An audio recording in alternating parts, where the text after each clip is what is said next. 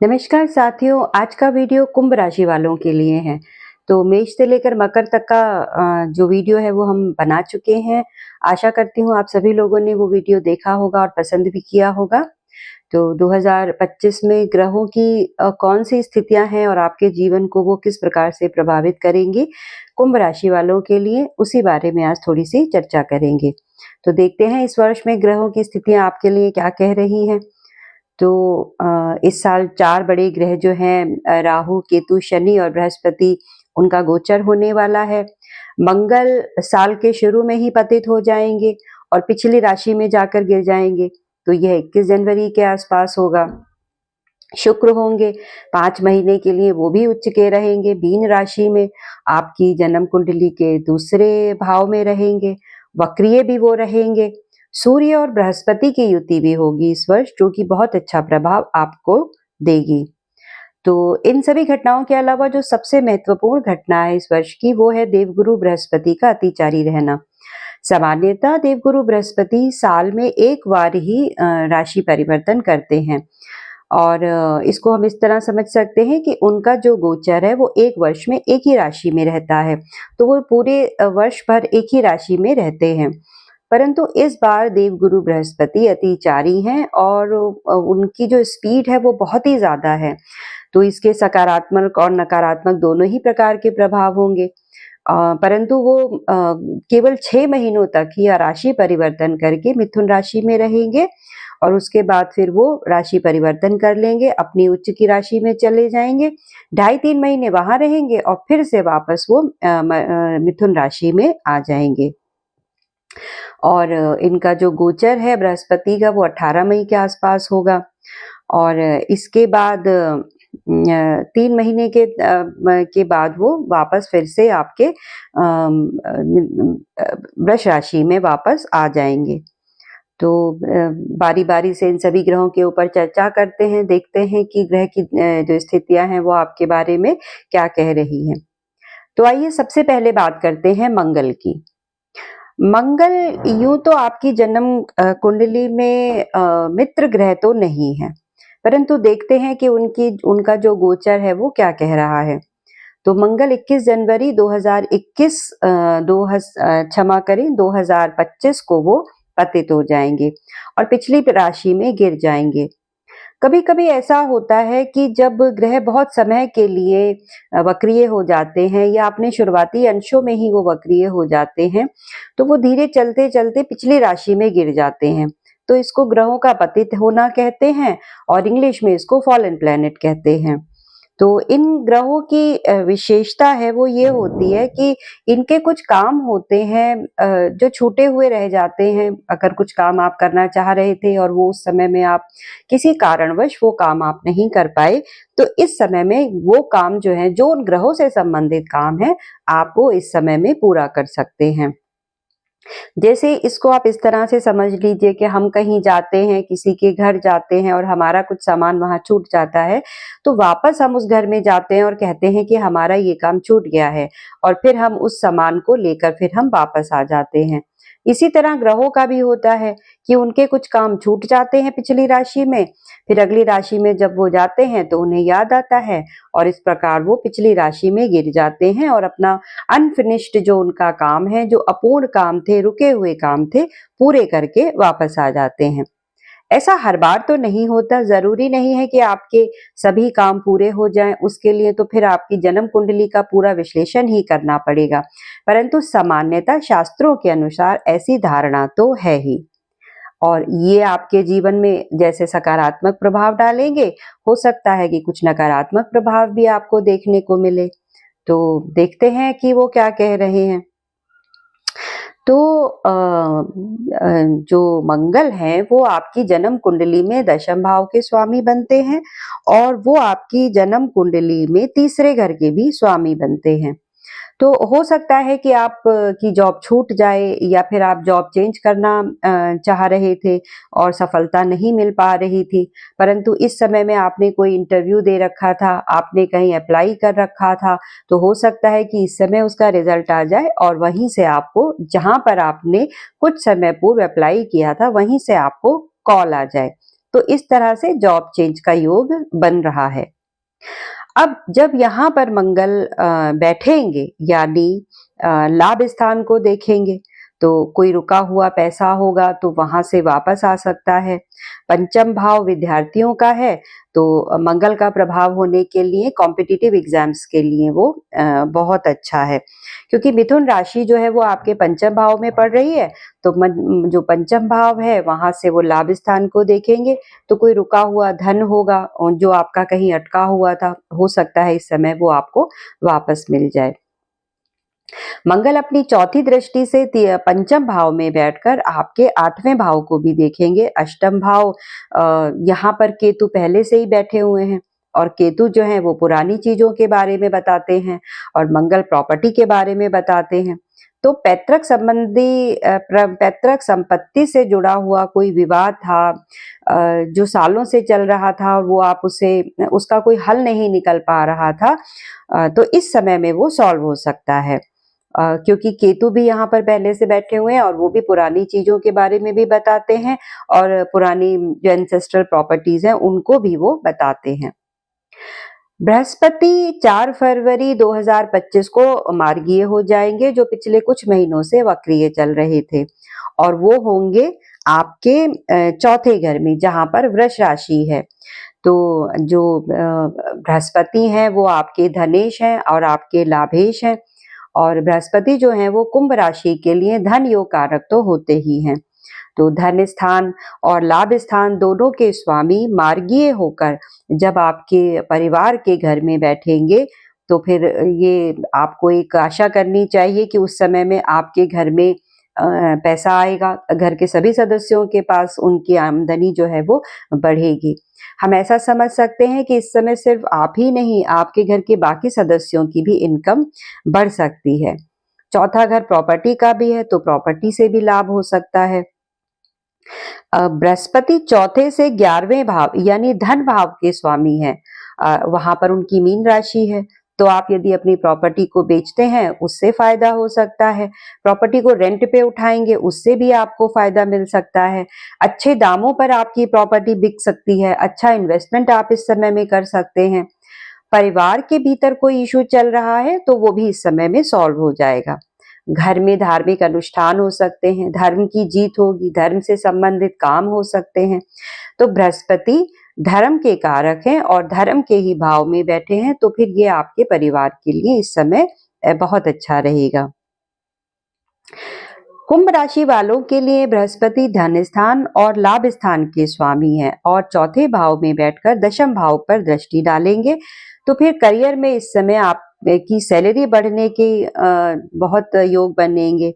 और बृहस्पति चौथे भाव में बैठेंगे तो वो आपकी 8वें भाव को देखेंगे और 12वें भाव को भी देख रहे हैं नवी दृष्टि से, तो इस तरह से वो मोक्ष त्रिकोण को एक्टिवेट कर रहे हैं। 4, 8 और 12 ये तीनों भाव जो हैं वो मोक्ष त्रिकोण बनाते हैं। तो बृहस्पति खुद चौथे भाव में बैठे हैं, दृष्टि डाल रहे हैं 5वीं अपनी अष्टम भाव पर, और नवी दृष्टि डाल रहे हैं 12वें भाव पर, और 12वां भाव भी मोक्ष का ही घर माना जाता है। परंतु यदि हम आर्थिक दृष्टि से देखें तो विदेशों से पैसा, हिडन सोर्सेज से इनकम, ये सब चीजों की संभावना इस समय बनेगी। अचानक से धन प्राप्ति के योग भी बन सकते हैं, तो बृहस्पति इस समय में आपको बहुत अच्छे रिजल्ट देंगे। कोई रुका हुआ पैसा था, कहीं अटक गया था, नहीं मिल पा रहा था अब तक, तो इस समय उसकी प्राप्ति के भी योग बनेंगे।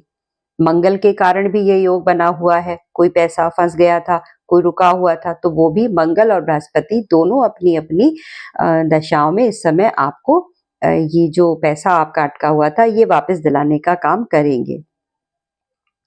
शुक्र की बात करते हैं तो शुक्र तो आपके फ्रेंडली प्लेनेट ही बनते हैं, योग कारक होते हैं, वो भी इस वर्ष उच्च के हो रहे हैं।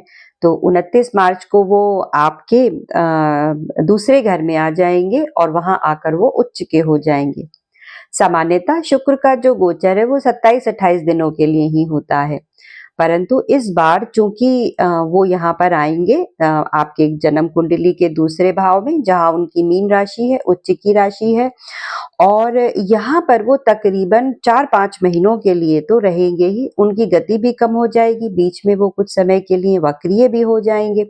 उसके बाद वो पुनः नॉर्मल हो जाएँगे और फिर अपना राशि परिवर्तन करेंगे 31 मई के आसपास। परंतु ये जो 4, साढ़े 4, 5 महीने हैं, ये बड़े लाभ के महीने हैं, तो आपको इस समय में इनका लाभ उठाना चाहिए। देखिए, हाथ पर हाथ धरे बैठे रहने से तो कुछ भी नहीं मिलता है। कई लोग फ़ोन करते हैं और कहते हैं कि हमारी तो बड़ी अच्छी महादशाएँ चल रही हैं, अंतर्दशा भी अच्छी चल रही है, परंतु हमें परिणाम तो मिल नहीं रहा है। तो यदि मैं उनसे पूछती हूँ कि आपने क्या किया उसके लिए? तो वो कहीं अप्लाई किया है आपने जॉब के लिए? पुराना जो आपका अटका हुआ पैसा था उसके लिए आपने कोई प्रयास किया है? तो वो कहते हैं वो तो हमने नहीं किया। तो बैठे-बैठे तो हथेली पे सरसों तो नहीं जमती, प्रयास तो आपको करना ही पड़ेगा। ग्रह दशाएँ केवल आपका मार्ग प्रशस्त करती हैं, आपको रास्ता दिखाती हैं, ना कि वो साधन बनती हैं। वो सिर्फ़ आपको हेल्प करती हैं कि आप अपने कर्म कीजिए, परिणाम हम आपको देंगे। तो शुक्र भी आपकी जन्म कुंडली के दूसरे भाव में आ रहे हैं, योग कारक ग्रह हैं, तो कोई अधूरे काम थे, तो वो धन भाव में आ रहे हैं, तो धन से संबंधित आपका यदि कोई काम अटका हुआ था, तो वो इस समय पूरा कर देंगे। शुक्र कुछ समय के लिए राहु के साथ भी रहेंगे, तो शुक्र और राहु की जो युति है वो धन के मामले में तो बहुत अच्छी होती है, और यदि यंत्र और तंत्र के मामलों में भी ये युति जो है वो बहुत अच्छी मानी जाती है। राहु एक ऐसा ग्रह होता है जो अनकंट्रोलेबल है, किसी के कंट्रोल में नहीं आता। जिस ग्रह के साथ भी बैठता है उसको ग्रहण लगा देता है। परंतु शुक्र एक ऐसे ग्रह है जिसके साथ यदि राहु बैठते हैं तो ये आर्थिक दृष्टि से बहुत अच्छा होता है, क्योंकि शुक्र जो है वो दैत्यों के आचार्य हैं और राहु जो है वो उनके शिष्य हैं। तो शिष्य और चेला की जो शिष्य और गुरु की जो जोड़ी बनती है वो आर्थिक दृष्टि से बहुत अच्छी बनती है। तो ये आपको चूँकि राहु जो है वो विदेशों के कारक हैं, तो विदेशों से लाभ प्राप्त हो सकता है। राहु के कारण आपको धन की प्राप्ति और स्पेक्युलेटिव मार्केट से भी धन कमाने का आपको मौका मिलता है। इस मार्केट में बहुत लोग ट्राई करते हैं परंतु पैसा नहीं कमा पाते हैं। परंतु जिनका राहु बहुत अच्छा होता है, लगन अच्छा है, पंचम अच्छा है, पंचम पर पड़ने वाले प्रभाव अच्छे हैं, दूसरा भाव अच्छा है, दूसरे भावों पर पड़ने वाले प्रभाव भी बहुत अच्छे हैं, शुक्र की स्थिति अच्छी है, तो फिर आपको धन के मामले में हमेशा सफलताएं प्राप्त होती हैं। शुक्र तो लक्ष्मी है ही, और राहु आपको मार्केट से पैसा कमा कर दे, इसकी भी बहुत संभावनाएं बन जाती हैं। और शुक्र आपकी जन्म कुंडली में भाग्य स्थान के स्वामी हैं, चौथे स्थान के स्वामी हैं, धन के भाव में आ रहे हैं, तो आप ये समझ सकते हैं कि धन भाग्य के कारण और परिवार के कारण आपका धन में वृद्धि होगी। तो इस प्रकार से शुक्र आपको अच्छे ही परिणाम इस वर्ष देंगे। सप्तम से अष्टम में बैठे हुए हैं, तो बिजनेस में आपको अचानक से अवसर की प्राप्ति हो सकती है, अर्थात व्यापार में भी शुक्र आपको अच्छा परिणाम ही देंगे। 29 मार्च को 6 ग्रह आपके दूसरे भाव में इकट्ठे होंगे, इसे ग्रहों का जमावड़ा कहते हैं। यहाँ पर शुक्र, राहु और शनि पहले से ही हैं, और सूर्य भी आ जाएंगे यहाँ पर, चंद्रमा और बुध भी यहीं पर होंगे। तो चंद्रमा और बुध तो बहुत तेजी से स्थान परिवर्तन कर लेते हैं, परंतु यदि किसी भाव में इतने सारे ग्रह हैं तो उसके सकारात्मक और नकारात्मक दोनों ही प्रभाव पड़ते हैं। परंतु हम अच्छी अगर बात करें तो धन के सोर्सेज बढ़ेंगे। यदि आप जॉब करते हैं तो बिजनेस में जाने का मौका मिलेगा। आप बहुत समय से सोच रहे थे व्यापार करने के लिए, परंतु रास्ते ही नहीं बन पा रहे थे, ग्रहों की दशाएं ही आपका साथ नहीं दे रही थी, तो इस समय में ये अवसर आपको प्राप्त हो सकता है। साथ में धन कमाने के कुछ और पैरेलल सोर्स भी डेवलप हो सकते हैं। तो आपको ऐसा हो सकता है कि बिजनेस में लाभ हो और कुछ ऐसा करने का मन करेगा जो लॉन्ग टर्म से आप सिर्फ सोच रहे थे परंतु कर नहीं पा रहे थे। तो ये 6 ग्रह मिलकर आपको उस पीरियड में अच्छा फल आपको देंगे। शनि की बात करें तो शनि का जो गोचर है वो 29 मार्च को होगा और शनि आपके दूसरे घर में जहां पर मीन राशि है वहां पर आ जाएंगे। वैसे तो शनि का गोचर प्रत्येक राशि वालों के लिए विशेष ही होता है, परंतु आपके तो वो लग्नेश बनते हैं और लग्नेश बनकर वो धन के भाव में आ रहे हैं, तो समझिए कि फिर ये उच्च कोटि का राजयोग हो गया। तो लगन का स्वामी तो अपने आप में ही राजयोग कारक होता है, पूर्ण या राजयोग कारक होता है। जन्म कुंडली में लगन और दशम दो भाव ऐसे होते हैं, यदि इनके प्लेसमेंट अच्छी होती है इनके स्वामियों की, तो ये बहुत अच्छा राजयोग बनता है। एक तो आप जो काम कर रहे हैं उससे पैसा आए, एक आप खुद हैं उससे पैसा आए, तो दोनों ही चीजों में के स्वामी अगर अच्छी स्थिति में होते हैं तो ये राजयोग कारक बन जाते हैं। तो जब लग्नेश आपके दूसरे भाव में जा रहे हैं और वो धन का स्थान है, तो हम कह सकते हैं कि करियर में भी ग्रोथ होगी और अर्थ त्रिकोण में आ रहे हैं तो आगे बढ़ने का भी आपको मौका मिलेगा और वाणी में भी बहुत प्रभाव पड़ेगा, क्योंकि वह 12वें घर के भी स्वामी है लग्नेश आपके और दूसरे घर में बैठे हैं, तो विदेशों से भी बहुत लाभ आपको प्राप्त होगा। यदि आप एमएनसी में काम करते हैं तो भी आपको जॉब की प्रोफाइल चेंज करने का मौका मिल सकता है। हो सकता है कि आप जिस प्रोफाइल पे काम कर रहे थे वो प्रोफाइल आपको अच्छी नहीं लगती थी, तो आप इस समय में अपनी प्रोफाइल चेंज करके किसी दूसरी प्रोफाइल में काम कर सकते हैं। अगर हम शनि की दृष्टियों की बात करें तो शनि की जो तीसरी दृष्टि है वो पड़ेगी चौथे भाव पर, तो लग्नेश धन स्थान में बैठकर चौथे भाव को अगर देख रहे हैं तो घर में धन आने की संभावना बढ़ेगी और चौथे भाव से वो 11वें भाव में बैठे हैं, 12वें घर के स्वामी हैं, तो प्रॉपर्टी बेचने के लिए भी इस समय बहुत अच्छा है। अच्छे रेट पर आपकी प्रॉपर्टी इस समय बिक सकती है। शनि को कंस्ट्रक्शन का कारक भी माना जाता है जैसे मंगल होते हैं और मंगल रियल एस्टेट के कारक भी हैं। शनि प्रॉपर्टी और कंस्ट्रक्शन के कारक भी हैं। शनि का इन्वॉल्वमेंट भी उसमें रहता ही है। तो यदि घर में आप कोई कंस्ट्रक्शन कराना चाहते थे, बने बनाए घर में कोई और फ्लोर बनाना चाहते थे, कुछ रेनोवेशन कराना चाहते थे, तो इस समय में आप यह विचार कर सकते हैं। शनि आपको उत्तम रिजल्ट देंगे। 12वें घर के स्वामी हैं, वो चौथे घर को देख रहे हैं, तो यदि कोई इमिग्रेशन करना चाहते थे या विदेश में आप पहले से ही हैं और पीआर वीजा के लिए अप्लाई करना चाहते थे तो ये समय बहुत अच्छा है। यदि अपनी फैमिली को विदेश बुलाना चाहते हैं तो उसके लिए भी ये समय बहुत अच्छा रहेगा। यदि आपका काम नहीं बन पा रहा था तो इस समय में बन जाएगा। मेटीरियलिस्टिक हैप्पीनेस तो शनि आपको बहुत देते हैं, परंतु सोशल और इमोशनली ये आपको थोड़ा-सा नेगेटिव ही लेकर जाते हैं। तो इस समय में यदि शनि आपकी फैमिली को आपके पास बुला रहे हैं विदेश में और आपको उनका साथ मिलने वाला है, तो इससे अच्छा और क्या हो सकता है।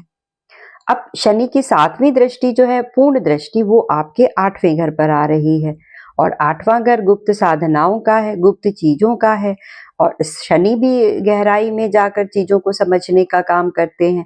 तो यदि आपको इस समय में कोई गुप्त चीज सीखनी है, कोई विद्या सीखनी है, ऑकल्ट साइंस की तरफ जाना है, तो शनि आपकी इस समय में मदद करेंगे।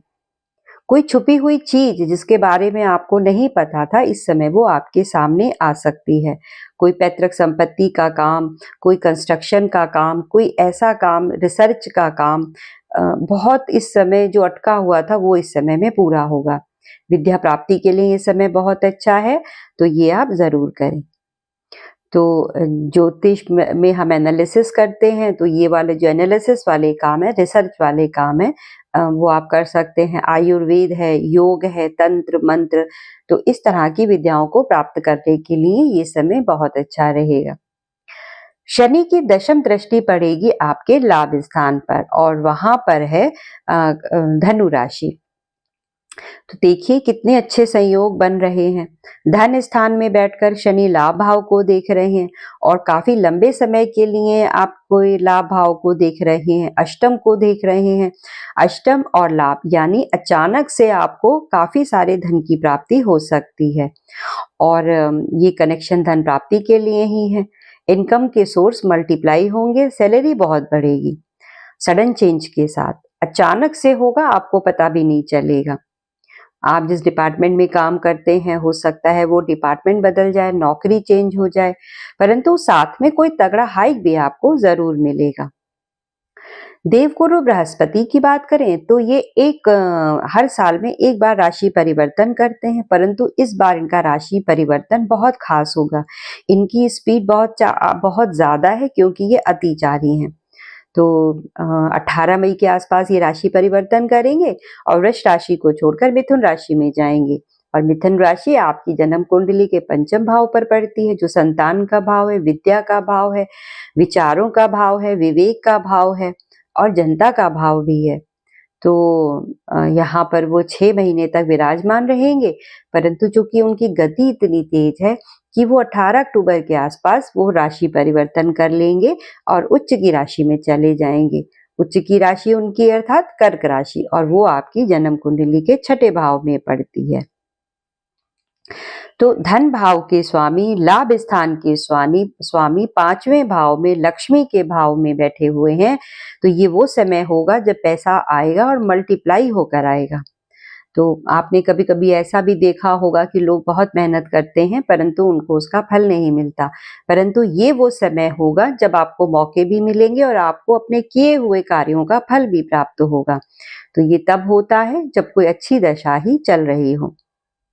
तो चूंकि देवगुरु बृहस्पति जो हैं वो अतिचारी हैं, लक्ष्मी योग बना रहे हैं, तो तेज गति से पैसा आएगा।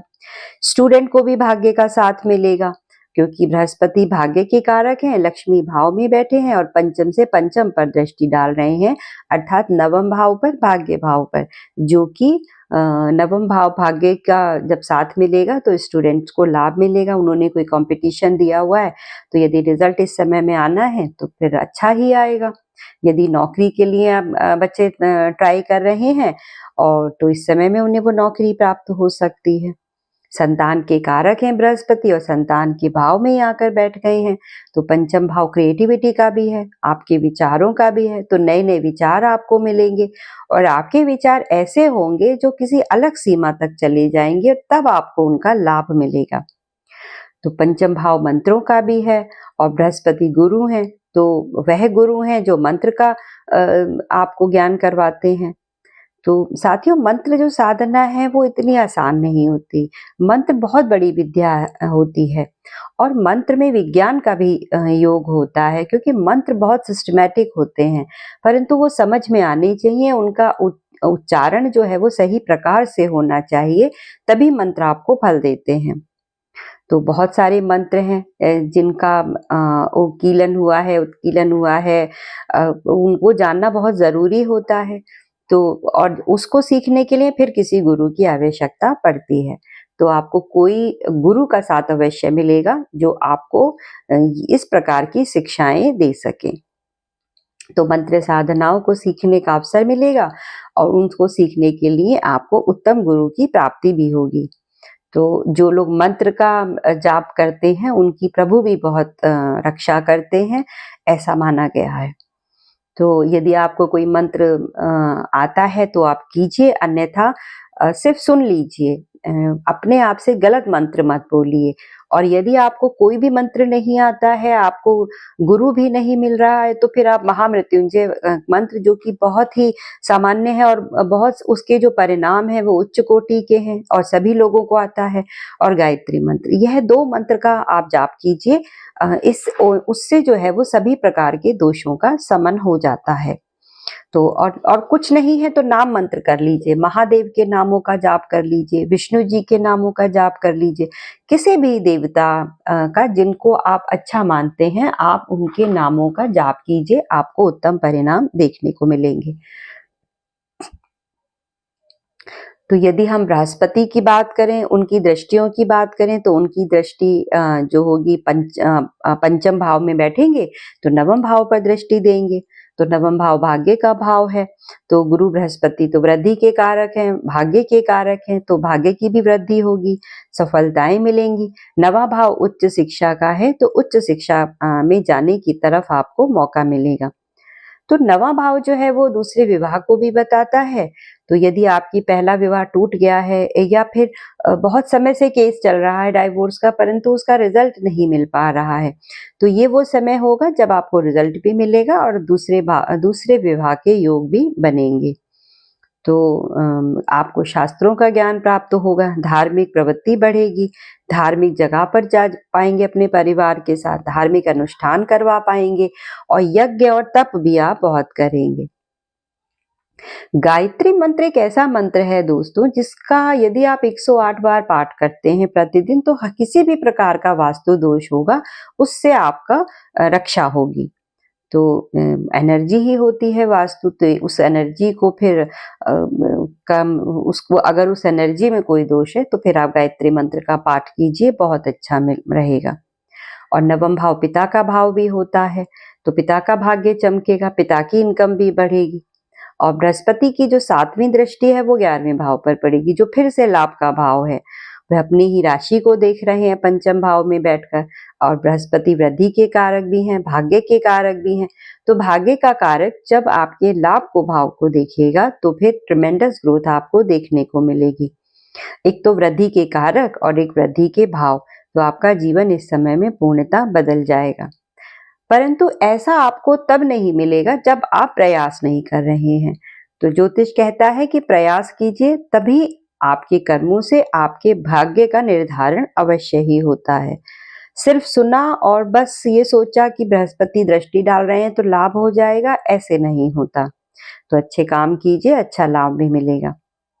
और 11वां भाव उपचय भाव भी होता है, सबसे मजबूत भाव होता है, इच्छा पूर्ति का भाव है।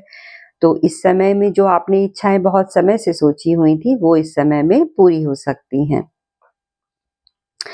बृहस्पति की नवम दृष्टि पड़ेगी आपके 12वें भाव पर। तो 12वें भाव पर लक्ष्मी स्थान में बैठे हैं बृहस्पति, भाग्य के कारक हैं, लाभेश हैं, धनेश हैं, वृद्धि के कारक हैं। तो फिर ये एक तरह से धर्म त्रिकोण को एक्टिवेट करते रहेंगे जब वो मार्गी होंगे। तो आपकी कुंभ राशि वालों के लिए इस वर्ष में उनकी मानसिक दृढ़ता तो दिख रही है। ये जीवन का टर्निंग पॉइंट होगा, सकारात्मकता आएगी जीवन में, अवसर मिलेंगे। अब आप इसका कैसे लाभ उठाएंगे ये आपके ऊपर है। जिनका बृहस्पति अच्छा होता है तो वो उनसे यदि आप कोई भी राय लीजिए वो आपको सही राय देंगे।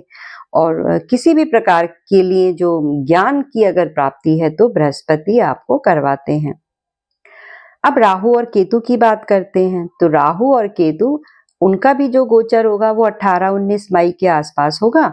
और राहु 18 मई को आपके लगन में आ जाएंगे और केतु जो है वो 18 मई को आपके सप्तम भाव में चले जाएंगे, क्योंकि ये आमने सामने ही रहते हैं और एक ही समय पर ये राशि परिवर्तन करते हैं। राहु और केतु एक ही असुर के दो हिस्से हैं जो टूटकर अलग हो गए थे। तो राहु यदि लगन में आता है तो ये विशेष है। राहु को बुरा कहना बिल्कुल भी सही नहीं है भौतिक जगत के लिए, तो राहु का बढ़िया होना बहुत जरूरी है। यदि आपके ऊपर राहु का प्रभाव अच्छा नहीं है या राहु आपकी जन्म कुंडली में अच्छे नहीं है, तो ना तो आप सफलताएं प्राप्त कर सकते हैं और ना ही भौतिक सुख प्राप्त कर सकते हैं। और राहु जो है वो प्रैक्टिकल है, किसी भी कीमत पर सफलताएं दिलाने का काम करते हैं। बाई हुक और बाई क्रुक ये कोई ना कोई रास्ता निकाल लेते हैं, क्योंकि राहु को जुगाड़ भी कहा जाता है। तो जिनका राहु स्ट्रांग है वो अपने जीवन में कुछ ना कुछ करके आगे बढ़ ही जाते हैं। तो धन की वृद्धि और दिखावा ये दोनों ही राहु के अंतर्गत आते हैं। इस तरह से जब भौतिक सुखों की वृद्धि होगी तो आपका लाइफस्टाइल बढ़ेगा, आपको अपने जीवन को एक्सपेंड करने का मौका मिलेगा। राहु विदेश के कारक हैं तो विदेश से पैसा आएगा, प्रैक्टिकल के कारक है तो व्यावहारिकता के जो गुण है वो इस समय में आपके अंदर जरूर आएंगे। परंतु राहु का लगन में आना ये चेंज ऑफ इनकम सोर्स को दिखाता है, यानी आप किसी और तरीके से भी आप पैसा कमा सकते हैं, कोई और बिजनेस कर सकते हैं। अगर बिजनेस कर रहे हैं तो नौकरी में जा सकते हैं, नौकरी कर रहे हैं तो बिजनेस में आ सकते हैं। तो अचानक से आपको धन कमाने के मौके मिलेंगे, क्योंकि राहु नई संभावनाओं के कारक भी हैं और अचानक से नाम, यश और प्रसिद्धि ये दिलाने के लिए राहु बहुत अच्छे हैं। राहु की दृष्टियों की बात करें तो राहु की पंचम दृष्टि पड़ेगी आपके 5वें भाव पर। वहां पर बृहस्पति पहले से ही विद्यमान है और राहु भी उन्हें देख रहे हैं, तो ये बहुत अच्छा हो रहा है। पंचम भाव विद्यार्थियों का भी भाव है, तो जो विद्यार्थी अब्रॉड जाना चाहते थे उनके लिए ये बहुत अच्छा है। आपके क्रिएटिव आइडिया बहुत बढ़ेंगे, ये भी होने की बहुत संभावनाएं हैं। राहु और बृहस्पति का जब संबंध बनता है तो चीजें बहुत तेजी से बढ़ती हैं, क्योंकि बृहस्पति धनेश है और लाभेश है। धन स्थान लक्ष्मी स्थान में बैठे हैं, तो पैसा भी तेज गति से बढ़ रहा है, आप बढ़ेगा और आपने ऐसा नहीं सोचा होगा। और दूसरा बृहस्पति, उसी बृहस्पति पर राहु का प्रभाव, पंचम पर राहु का प्रभाव पड़ रहा है, तो फिर जीवन को एक नया दृष्टिकोण मिलेगा, एक जीवन में जो एक नया प्रोस्पेक्टिव आएगा। राहु की नवम दृष्टि नवम भाव पर भी होगी, तो राहु और बृहस्पति दोनों ही वृद्धि के कारक हैं और नवम भाव पर राहु की दृष्टि पड़ रही है, बृहस्पति की दृष्टि भी पड़ रही है, तो नवम भाव से आपके भाग्य की वृद्धि होगी। जब राहु का गोचर होगा तो आप गंगा स्नान कर सकते हैं। राहु को हमेशा गलत नहीं समझना चाहिए, क्योंकि राहु गंगा स्नान कराते हैं, तो तीर्थ स्नान करते हैं, तो उसमें राहु शनि की दशा अंतर्दशा अवश्य चल रही होती है, तभी आपको तीर्थ स्थानों पर जाने का अवसर प्राप्त होता है। तो जो लोग विदेश जाना चाहते हैं वो विदेश जा सकते हैं, उच्च शिक्षा करना चाहते हैं उनके लिए ये समय बहुत अच्छा है। विदेश में हायर स्टडीज के लिए ये समय बहुत अच्छा है। दूसरे विवाह के लिए भी ये समय बहुत अच्छा रहेगा। राहु दूसरा विवाह कराते हैं, तो दूसरे विवाह के भी प्रबल योग बन रहे हैं। केतु 7वें घर में आ रहे हैं। केतु का यहाँ पर बुरा प्रभाव तो होता ही है कि वो जीवन साथी के साथ अलगाव पैदा करता है, परंतु अच्छा प्रभाव आप इसको इस तरह से मान सकते हैं कि मान लीजिए आप किसी विवाह में बहुत परेशान हैं और केस चल रहे हैं, परंतु उस विवाह से नहीं निकल पा रहे हैं, तो केतु वहां बैठकर उस वैवाहिक जीवन को खत्म कर देंगे, यानी जिस चीज से आपको दुख मिल रहा था उस चीज से आपको अलग कर देंगे। तो ये अपना अपना परसेप्शन है सबका कि लोग किस चीज को किस तरह से देखते हैं। तो सप्तम में जब केतु आते हैं तो वो पब्लिक इमेज को डेवलप करने का काम करते हैं, यानी आपकी यदि इमेज खराब हो गई थी तो फिर ये उसको डेवलप करने का काम करेंगे। और सप्तम के जो केतु हैं वो सोशल सर्किल भी पढ़ाते हैं, जीवन में एक बैलेंस आना भी शुरू करते हैं। और सप्तम के जो केतु हैं वो आपके जीवन में प्रायोरिटी सेट करेंगे, अर्थात केतु की जब दृष्टि 11वें भाव पर पड़ेगी, तीसरे भाव पर पड़ेगी, अर्थात 11वें भाव को भी देख रहे हैं, तीसरे भाव को भी देख रहे हैं, तो लाभ के सोर्स बदलेंगे। तीसरे घर को देख रहे हैं तो आपकी स्किल बढ़ेगी और आपकी उन स्किल के द्वारा आपकी इनकम बढ़ सकती है। कभी कभी ऐसा होता है कि आपके पास स्किल तो होती है परंतु उसको यूटिलाइज करने का मौका आपको प्राप्त नहीं होता, तो ये वो समय होगा जब आपको अपनी स्किल, अपनी प्रतिभा को दिखाने का मौका मिलेगा और उनको सीखने का मौका भी आपको मिल सकता है।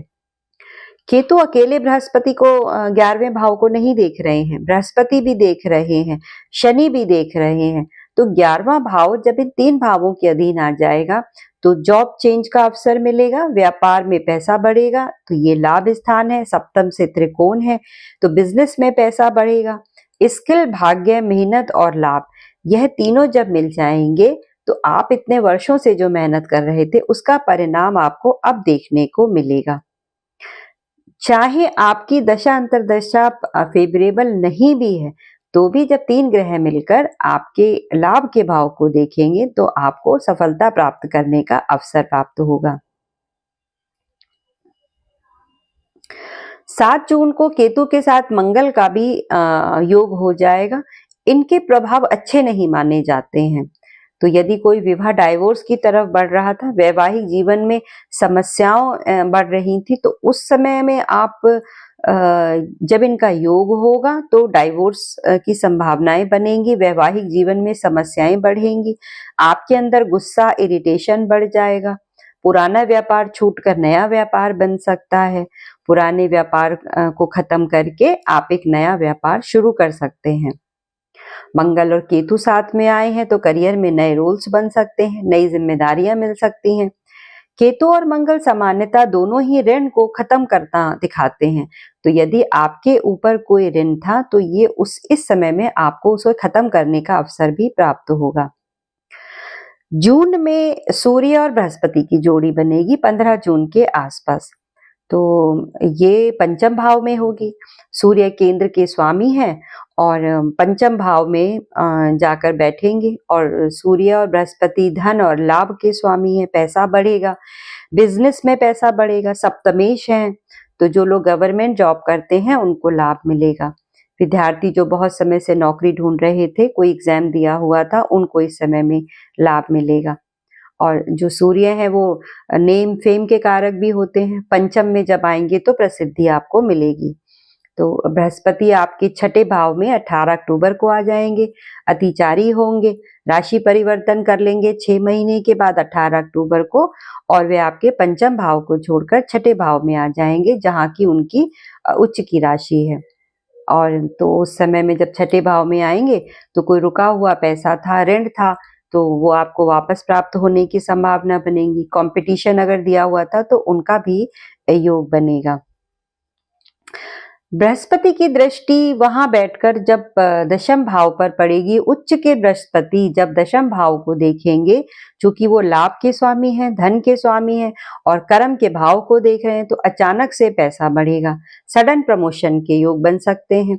कर्म के का भाव है, उच्च के बृहस्पति का प्रभाव है, तो कर्मों में सफलता तो मिलेगी ही। एक दृष्टि उनकी 12वें भाव पर रहेगी और वो भी वही काम करेंगे। लाभ और धन के स्वामी हैं, तो धन ही प्राप्त कराएंगे। कहाँ से प्राप्त कराएंगे? विदेशों से प्राप्त करेंगे। तो धन और लाभ दोनों ही आपको इस समय में प्राप्त होगा। राहु भी लगन में बैठे हैं, वो भी विदेश की संभावनाएं बढ़ा रहे हैं। फॉरेन से कोई इन्वेस्टमेंट थी, नहीं आ पा रही थी, तो इस समय आ जाएगी। और यदि आपके पास पहले से ही गुप्त धन है तो वो भी बढ़ेगा। वीजा रिजेक्ट हो जाता है कभी कभी, तो वो इस समय में वापस आपको उसमें संभावना बनेगी कि आपको इस समय में मिल जाए। तो 12वें घर पर बृहस्पति की दृष्टि पड़ेगी तो तीर्थ स्थानों के दर्शन करने का भी आपको मौका मिलेगा। और बृहस्पति की एक दृष्टि धन स्थान पर पड़ेगी, जहां पर उनकी अपनी राशि है, मीन राशि है, तो धन की वृद्धि होगी, इन्वेस्टमेंट करने का मौका मिलेगा, वाणी में अच्छा प्रभाव आएगा, करियर में आपको बहुत अच्छे चेंज देखने को मिलेगा। और ये एक नियत समय से ही होगा, तभी वो आपको परिणाम आपको देखने को मिलेंगे। बृहस्पति 11वें घर के स्वामी हैं और दूसरे भाव के स्वामी हैं। शनि 12वें घर के भी स्वामी हैं, लगन के स्वामी भी हैं, और बृहस्पति धन और लाभ दो स्थानों के स्वामी हैं। तो 11वें भाव से लेकर दूसरे भाव तक के जो स्वामी हैं, उन सभी का जो प्रभाव है वो आपके लाभ के भाव पर पड़ रहा है। तो ये बहुत अच्छा रहेगा आपके लिए। तो ये कुंभ राशि वालों के लिए बहुत अच्छा ये वर्ष है। अपने करियर में ग्रोथ का, अपने कर्म पर ध्यान दीजिए, मेहनत कीजिए और आगे बढ़िए। और इस समय में आप कुछ उपाय भी कर सकते हैं। तो आपको शनि मंदिर में आप जा सकते हैं, शनि की उपासना कर सकते हैं, तिल के तेल के दिए आप जला सकते हैं, शनि चालीसा की पुस्तकों को आप मंदिर में भेंट कर सकते हैं। बजरंग बली की भी आप उपासना कीजिए, बहुत अच्छा है। उनको बेसन के लड्डुओं का या मोतीचूर के लड्डुओं का भोग आप अवश्य लगाएं। बजरंग बाण के पाठ का आप कर सकते हैं। चाहे तो वृद्धाश्रम में जाइए और कुछ दान भी आप कीजिए। तो ये वर्ष आपके लिए शुभ रहे। इसी के साथ इस वीडियो का यहाँ पर समापन करती हूँ। आपका दिन शुभ रहे। नमस्कार।